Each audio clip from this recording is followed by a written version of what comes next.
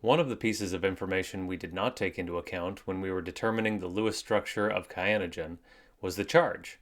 In most stable molecules, the number of electrons assigned to any one atom will match the number of protons in that atom's nucleus. When a molecule has more than one plausible Lewis structure, according to the procedure, the formal charge on its atoms will help us decide which of the structures is the more plausible, which is the more correct, and which one we're more likely to find in nature.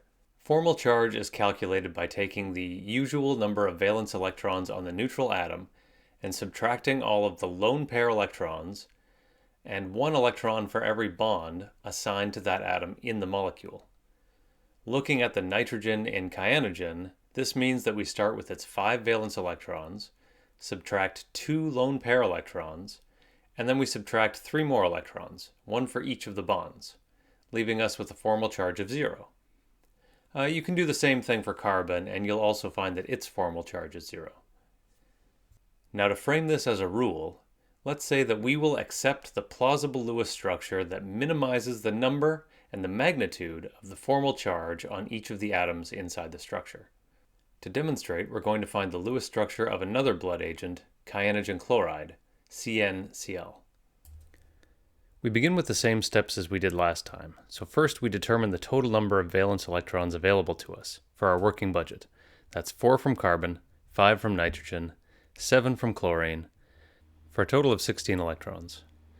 Then we decide which is going to be the central atom. Again, carbon is always in the center, so we'll start with carbon in the center and put nitrogen and chlorine on either side, connecting them all with a single bond. Each one of those single bonds subtracts 2 electrons from our total. So that's 4 electrons, leaving us with 12 electrons to then spread around the terminal atoms. Nitrogen will get 6, chlorine will get 6, taking 12 in total and emptying our electron budget. So if we check the octet rule, we see that nitrogen is good, chlorine is good, but carbon only has 4 from the 2 single bonds. And like last time, we can take some lone pairs from the terminal atoms to produce extra bonds to the carbon, completing the octet rule. However, at this point we have a decision that we didn't have with cyanogen. Which lone pairs do we take to complete the carbon's octet? Do we take the ones from nitrogen, or from chlorine, or some from both? Let's write out the 3 options. Now we can use formal charge on each of the atoms in all of these 3 options to help us decide which of these 3 plausible structures is the best Lewis structure. For the first one, we'll start with nitrogen, so it has 5 valence electrons. We subtract its 2 lone pairs and 3 electrons from the 3 bonds, and we end up with 0 formal charge. Carbon, we have 4 valence electrons, 4 bonds, again 0 formal charge. And for chlorine, we started with 7 valence electrons, subtract the 6 lone pairs around it, minus 1 from the bond, and we end up again with 0 formal charge. So this one has no charges anywhere. On the second one, we start with nitrogen, and we find that it has a formal charge of -1. Carbon is the same at 0.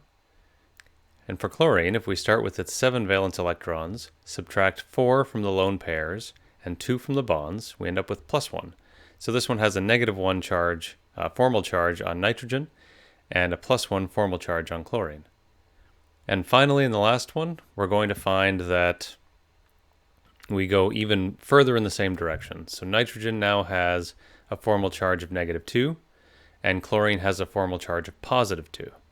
So according to our rule, we accept the Lewis structure that has the least number and the lowest magnitude formal charge on all of the atoms. In this case, it's the structure that we drew first on the farthest left that has the nitrogen triple bonded to the carbon and a single bond to the chlorine. Interestingly, because electron density is distributed more evenly in real molecules than Lewis dot diagrams can show, you might actually find that these other structures contribute some energy to the real molecule. In fact, important reaction mechanisms only work if the molecule is in one of these less likely states. So in the case of cyanogen chloride, we can say that the structure with no formal charge is much more likely than the structures that have some formal charges. But what do we do if there's more than one plausible structure that has the same arrangement of formal charge. We'll find out what to do in that case next time.